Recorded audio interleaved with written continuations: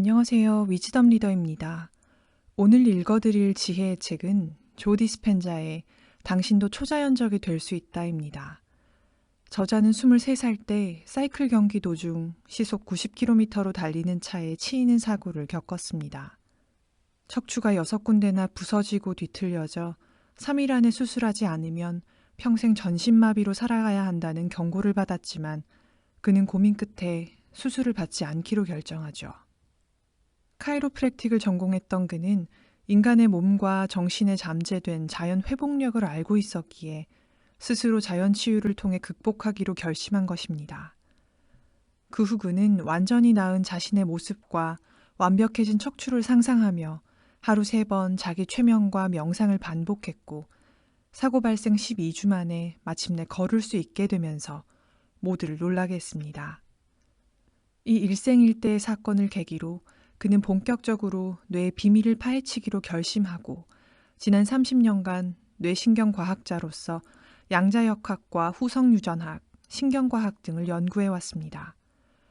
그리고 저서와 강연, 워크숍 등의 방식을 통해 연구의 결과물을 세상과 활발히 나누고 있죠. 가장 최신작인 이 책에서 저자는 우리가 기적이라고 부를 만한 놀라운 경험들도 실은 생각하고 느끼는 방식을 바꾼다면 누구라도 만들어낼 수 있는 변화라고 말합니다. 우리 모두에게 그 능력이 이미 주어져 있다고 말이죠. 그 근거와 방법, 그리고 실제 사례를 직관적이고 과학적으로 제시해서 더 설득력 있는 책, 당신도 초자연적이 될 수 있다. 지금부터 읽어드릴게요. 3차원 세상 안에서 우리는 일생의 대부분을 외부 세계에 집중하며 살고 있다. 어떤 사람이 되고자, 어떤 몸과 어떤 물건을 갖고자, 어딘가를 가고자, 그리고 언젠가 어떤 일을 경험하고자 애를 쓰면서 말이다. 원하는 경험을 얻지 못했을 때는 결핍을 느끼고 그런 결핍과 분리는 우리를 이원성과 양극성의 상태 안에서 살아가도록 만든다. 이때 예를 들어 항상 금전적인 스트레스가 있는 사람이라면 돈을 원할 것이다. 병이 있다면 건강을 원할 테고 외롭다면 짝이나 친구를 원할 것이다. 이런 상태에 살 때 우리는 우리 밖의 무언가 혹은 누군가가 우리 내면의 감정을 바꿔주기를 기다리는 것이다. 그리고 일단 외부에서 실현된 일 덕분에 그 결핍을 채웠다고 느끼면 우리는 그렇게 결핍을 채워준 누군가 혹은 무언가에 집착에 가까운 주의를 보낸다. 만일 원하는 것을 얻지 못하거나 위협적으로 여겨지는 스트레스 상황에 처하면 우리의 몸은 그 스트레스에 반응할 에너지를 확보하기 위해 스트레스 호르몬을 분비하게 된다. 이때 몸의 균형이 깨진다. 하지만 이것은 자연스럽고 건강한 반응이다. 고대로부터 인간은 외부에서 위험을 감지하면 코티졸과 아드레날린을 비롯한 화학물질 호르몬 칵테일을 분비해왔다. 이 스트레스 호르몬들은 감각을 예민하게 만들고 위험하다고 감지되는 대상으로 우리의 초점을 좁혀준다. 그때 감각인식과 운동명령, 공간 감지 등을 관장하는 우리 뇌의 신피질이 불을 켜고 깨어난다. 고대 인류에게는 이런 반응이 바람직했다. 그래야 적대적인 환경에 적응해 살아남을 수 있었다. 그리고 위험 요소가 사라지면 스트레스 호르몬 수치도 정상으로 돌아왔다. 하지만 현대인은 사정이 다르다. 상사나 가족 중에 누군가가 전화를 하거나 이메일을 보내 분노, 좌절, 두려움, 불안, 슬픔, 죄책감, 괴로움, 수치심 같은 강한 감정적 반응을 일으키는 말을 하면 우리는 곧바로 마치 맹수에게 쫓기는 원시인처럼 스트레스 호르몬을 분비한다.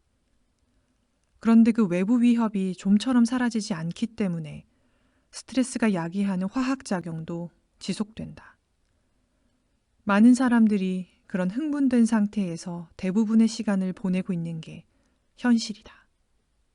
맹수가 야생에서 가끔 출몰해 이빨을 번뜩이는 것이 아니라 우리와 같은 동굴에서 살고 있는 격이다. 이런 만성적 스트레스 반응은 생존에 매우 부적합하다. 우리가 생존 모드에 살면서 아드레날린과 코티졸 같은 스트레스 호르몬을 계속 온몸에 분출할 때 우리는 균형 상태에 돌아오지 못하고 초경계 상태에 머물게 된다. 그리고 그런 불균형 상태가 오랫동안 지속되면 병에 걸릴 확률이 높아진다. 장기 스트레스가 유전자들의 건강한 발현을 하향 조절하기 때문이다. 그리고 스트레스 호르몬에 맞게 우리 몸이 변하다 보면 어느 순간 우리는 그 물질들에 중독되어 버린다. 몸이 실제로 그 물질들을 갈망하게 되는 것이다. 한때 우리를 보호해주던 진화적 특성이 이제 우리에게 불리하게 작용하고 우리가 늘 극도의 경계심 속에서 어떻게든 생존하려고 예측, 통제, 강요 등의 강박적인 노력을 하는 동안 우리의 뇌는 몹시 긴장하고 각성된 상태를 유지한다. 그럴수록 중독은 심해지고 우리는 직선적 시간 안에 살며 환경에 갇히고 과거의 정체성 속에 갇힌 우리 몸이 바로 우리 자신이라고 믿게 된다. 우리의 주의가 온통 거기에 가 있기 때문이다.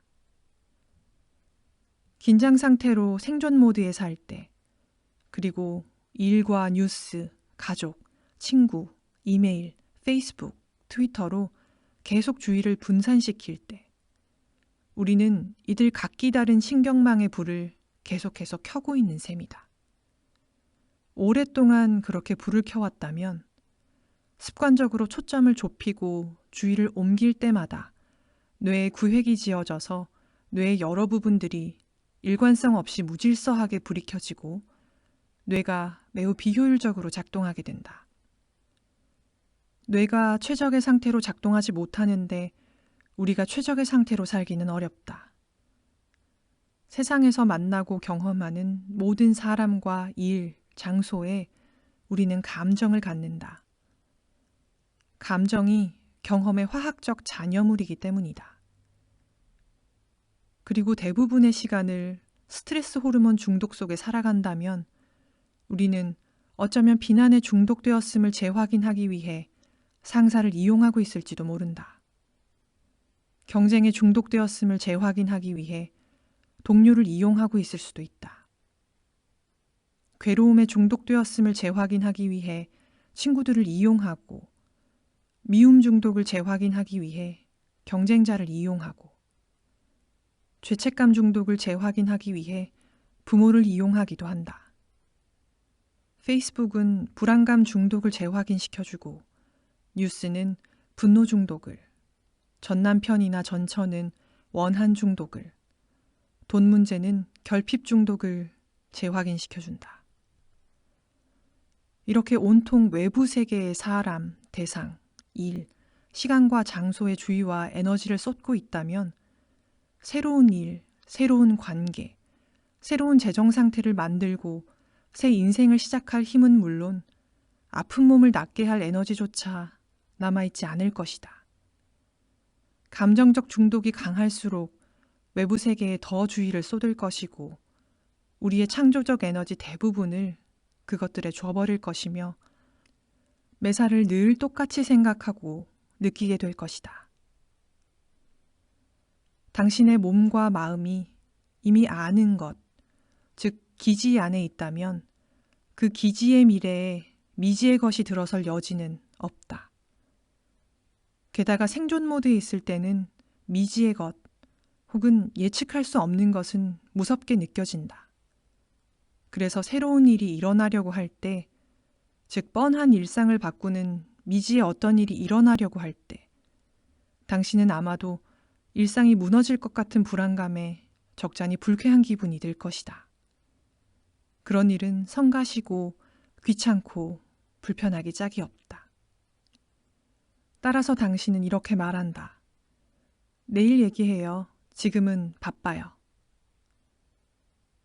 하지만 인생을 진정으로 바꾸고 싶다면 미지의 영역으로 발을 들여놓아야 한다. 그렇게 하지 않으면 정말로 변하는 것은 아무것도 없다. 여기서 물어보자. 당신의 창조적 에너지는 죄책감, 미움, 원망, 결핍, 두려움 같은 감정들로 인해 얼마나 많이 소모되고 있는가. 그렇게 소모하지 않았다면 당신은 그 에너지를 새로운 운명을 만드는 데 사용했을 수도 있다. 새로운 운명을 창조하고 싶다면 외부 세계에 있는 온갖 것들에 주의와 에너지를 쏟던 데에서 벗어나야 한다. 이것이 우리가 내면의 상태를 변화시키는 방법으로 명상을 이용하는 이유이다. 명상은 우리가 외부 세계의 모든 몸, 모든 사람, 모든 사물, 모든 장소, 모든 시간과의 연결을 끊고 충분한 시간 동안 내면으로 들어갈 수 있게 해준다. 감정의 몸을 벗어나고 우리가 이미 알고 있는 외부 세계의 모든 것에서 주의를 거둬들일 때 우리의 에너지는 늘 똑같은 상태에 머무르는 현실과의 결속을 깨고 다시 우리에게로 돌아온다. 그때 우리는 어떤 몸이던 것에서 아무것도 아닌 것으로 존재의 전환을 이루어야 한다. 우리의 몸, 고통, 갈망으로부터의 주의를 거둬들여야 한다는 뜻이다. 우리는 어떤 사람에서 아무도 아닌 사람으로 나아가야 한다. 즉 배우자, 부모, 직원 등의 정체성을 떠나야 한다는 뜻이다. 우리는 어떤 사물에 주의를 기울이던 데서 아무 사물도 아닌 것, nothing에 주의를 두는 상태로 나아가야 한다. 즉 휴대폰, 이메일, 커피 마시기 등을 다 잊어버리라는 뜻이다. 그리고 어떤 곳에서 아무것도 아닌 것으로 나아가야 한다. 즉 현재 있는 곳이나 조금 있다 가야 할 장소에 대한 생각에서 벗어나야 한다는 뜻이다. 또한 직선적 시간에서 아무 시간도 아닌 것으로 나아가야 한다. 과거에 대한 기억이나 미래에 대한 생각으로 방해받지 않아야 한다는 의미이다. 어떤 시간, 어떤 장소에 있는 어떤 몸, 어떤 사람, 어떤 사물에 대해 생각할 때 우리는 아직 과거 경험의 총체로서 만들어진 자신의 정체성을 넘어서지 못한다. 말 그대로 우리는 우리가 이미 알고 있는 현실 속의 특정 시공간에서 익숙한 사람들, 익숙한 사물들과 함께한 똑같은 추억, 습관적인 생각, 조건화된 감정 속에 여전히 있는 것이다. 우리의 주의와 에너지가 과거에 묶여 있다는 뜻이다. 그 정체성에 맞는 생각만 할 테고 따라서 인생도 늘 똑같은 상태로 머문다. 똑같은 성격으로 새로운 현실을 만들려고 헛되이 애쓰는 것이다. 자신을 넘어서야 한다는 말은 자아를 잊어버려야 한다는 뜻이다. 즉 자신의 성격과 과거의 개인적 현실로부터 주의를 거둬들이라는 말이다. 따라서 몸을 치유하기 위해서 몸을 초월해야 한다. 인생에서 무언가 새로운 것을 창조하고 싶다면 기존의 인생은 잊어버려야 한다. 어떤 문제를 해결하고 싶다면 그 문제와 관련된 기억과 그때의 감정들을 초월해야 한다. 앞으로 무언가 새롭고 기대 밖의 일이 벌어졌으면 좋겠다면 과거의 익숙한 기억에 기초해 뻔히 예측할 수 있는 미래를 무의식적으로 기대하기를 멈춰야 한다. 분산된 에너지를 다 되돌려서 당신이 중독된 그리고 당신의 모든 에너지를 묶어놓고 있는 생존 감정에서 벗어나는 것만이 새로운 것을 창조할 수 있는 유일한 길이다. 온갖 외부적 요소들로 향한 주의를 거둬들일 때 당신은 그것들과의 에너지적, 감정적 결속을 부수고 새로운 미래를 창조하기에 충분한 에너지를 확보할 것이다. 그러기 위해서는 그동안 무의식적으로 어디에 주의를 두며 살아왔는지 알아차려야 한다. 그리고 그 결속을 의식적으로 깨는 일에도 상당한 에너지가 필요하다. 내 워크숍에 참여하러 오는 사람들은 컴퓨터 하드드라이브가 깨졌다느니, 차를 도난당했다느니, 직장을 잃었다느니, 파산했다느니 하는 말들을 한다. 사람들이 인생에서 누군가를 혹은 무언가를 잃었다고 할 때마다 나는 이렇게 말하곤 한다. 좋네요. 이제 새로운 운명을 개척하는 데 쓸 에너지가 더 많아졌어요. 에너지 되돌리기 작업을 하면 처음에는 상당한 불편함을 느끼고 심하면 혼란을 느낄 수도 있다. 마음의 준비를 할 필요가 있다. 어쩌면 인생의 어떤 부분들이 망가질 수도 있다. 하지만 걱정할 것 없다. 당신 자신과 지금의 현실 사이에 에너지 결속을 깨고 싶다면 당연히 겪어야 하는 일일 뿐이다. 현재의 당신과 당신이 바라는 미래 사이에서 주파수가 일치하지 않는 것들은 모두 서서히 사라질 것이다. 가만히 지켜만 보자. 과거의 삶을 되돌리려 애쓰지 말자. 사실 새로운 운명을 부르는데 너무 바빠 그럴 시간도 없을 것이다. 여기 좋은 예가 하나 있다. 내게는 어느 대학의 부총장이었던 친구가 한 명 있다.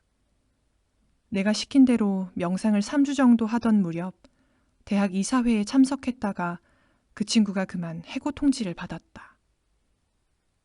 참고로 이 친구는 대학에서 중요한 사람이었고 학생들과 교직원들 모두 그를 아주 좋아했다. 그 직후 친구가 내게 전화를 걸어 이렇게 말했다. 이봐, 이 명상이 효과가 있는지 의심이 드는걸. 나 방금 해고당했거든. 이 명상을 하면 좋은 일이 생긴다고 하지 않았어? 잘 들어. 내가 말했다. 생존 감정에 사로잡혀서는 안 돼. 그럼 다시 과거로 돌아가잖아. 그러지 말고 계속 현재의 순간에 머물고 그곳에서 새로운 것을 창조해야 해. 그리고 2주도 지나지 않아서 친구는 한 여성과 사랑에 빠졌고 나중에 결혼까지 했다. 게다가 그 후 얼마 안 돼 훨씬 더 크고 좋은 대학에 부총장직 제안을 받았고 기쁘게 그 제안을 받아들였다. 1년 후 친구는 내게 다시 전화를 해서 자기를 해고한 대학에서 이제 총장직을 맡아달라고 부탁해왔다고 전했다. 이렇듯 과거의 현실이 무너지고 새로운 현실이 펼쳐지기 시작할 때 우주가 우리를 위해서 무엇을 준비해 놓고 있는지는 아무도 모른다. 내가 확실히 말할 수 있는 건 나는 우주가 나를 위해 준비해둔 그 미지의 것에 한 번도 실망해 본 적이 없다는 것이다. 그 미지의 것을 믿고 미지의 세계로 나아갈 때, 즉 3차원 세상의 물질적, 감각적인 자극으로부터 주의를 거둬들일 때 우리는 순수 의식이 된다. 그때 우리는 아무 몸도 아니고 아무 사람도 아니고 아무 사물도 아니며 아무 곳, 아무 시간에도 있지 않게 된다.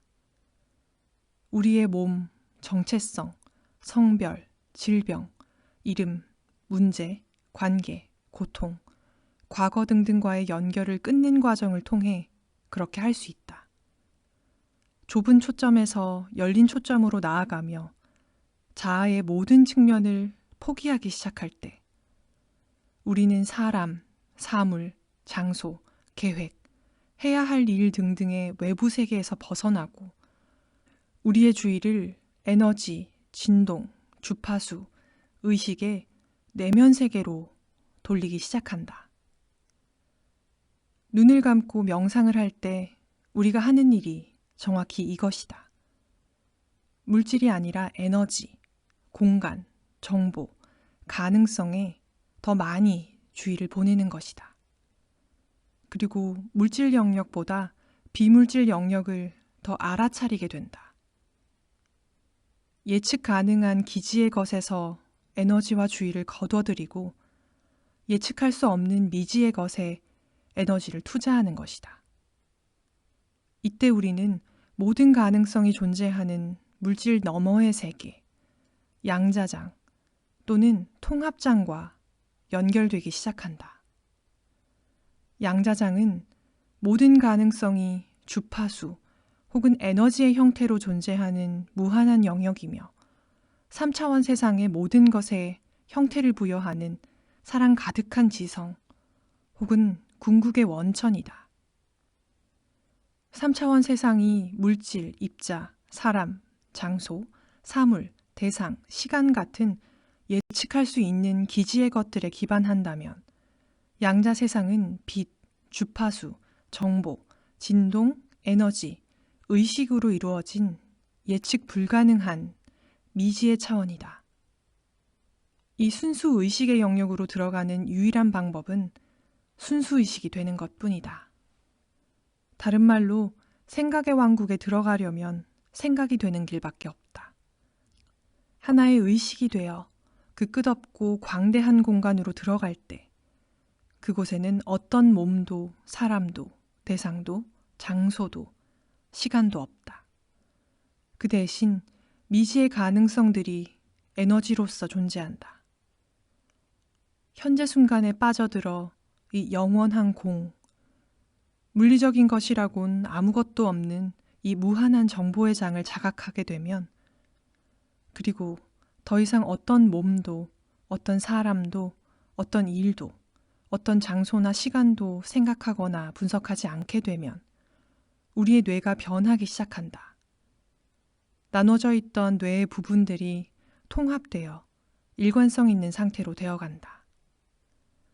이 과정에서 우리는 긴장을 풀고 더 큰 마음이 우리에게 딱 맞는 일을 이루도록 허용함으로써 내면에서 하나임과 온전함을 경험한다. 통합장애 의식에게 길을 비켜줌으로써 우리의 결핍, 분리감, 이원성, 질병, 그리고 분열된 인격이 치유되는 것이다.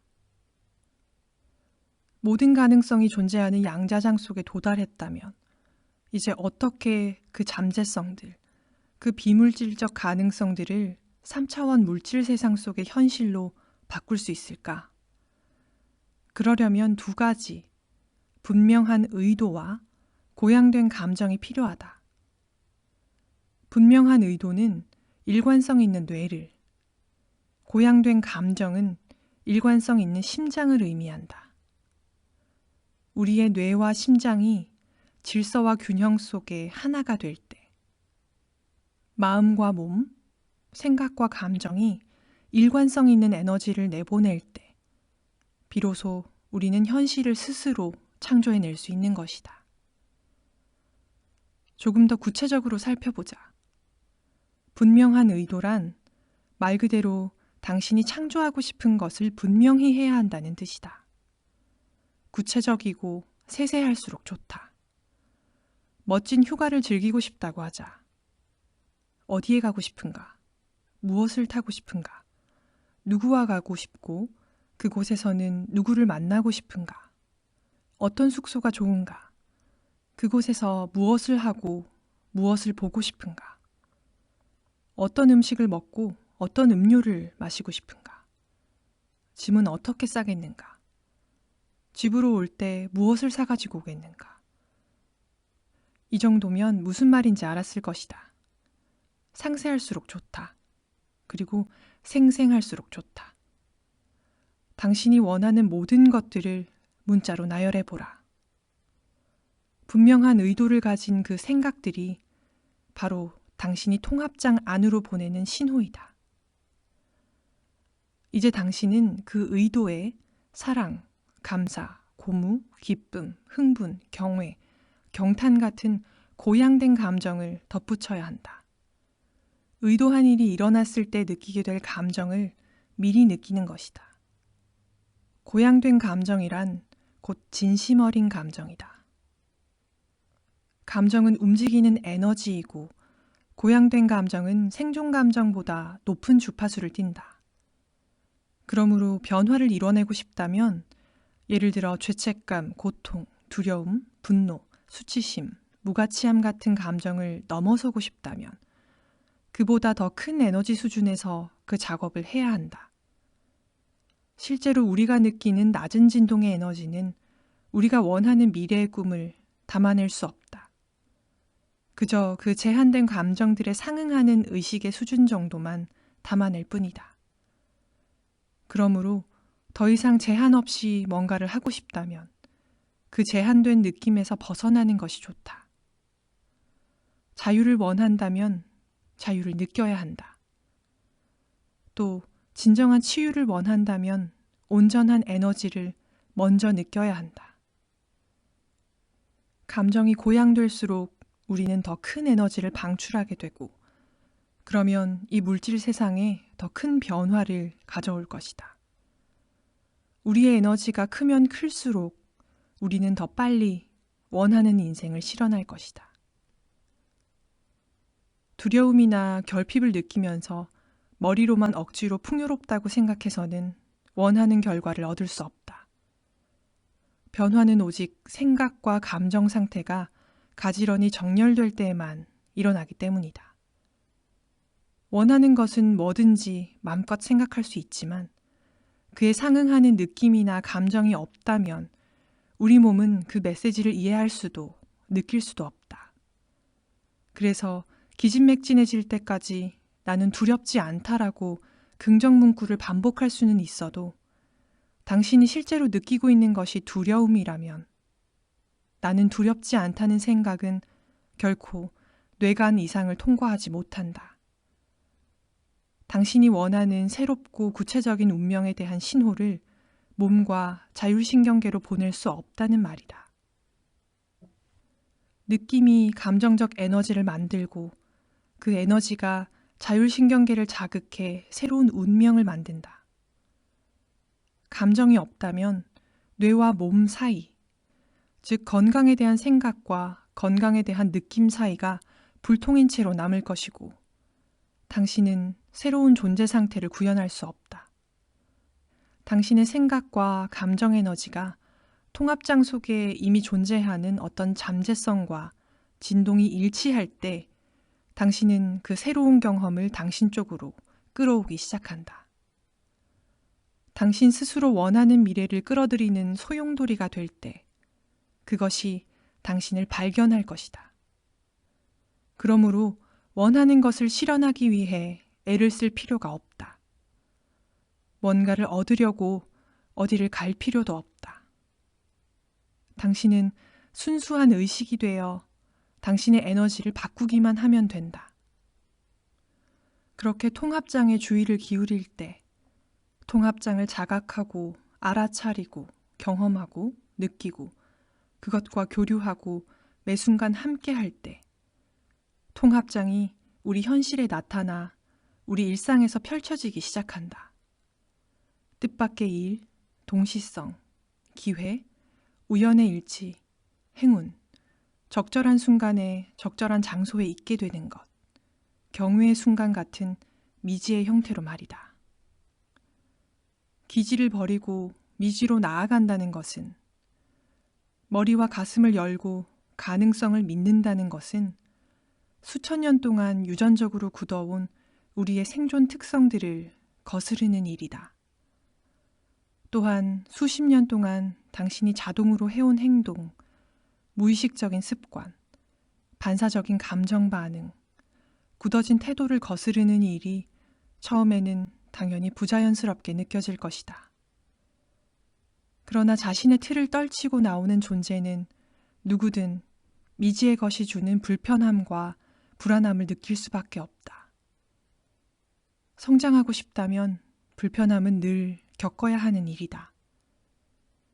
가능성은 미지의 영역에서 살아갈 때에만 생겨나는 것임을 잊지 말자. 새로운 미래를 만들기 위해 지금까지의 방식을 내려놓을 수만 있다면 이보다 더 위대한 일은 없을 것이다. 오늘의 지혜는 여기까지입니다. 오늘도 경청해 주셔서 감사합니다.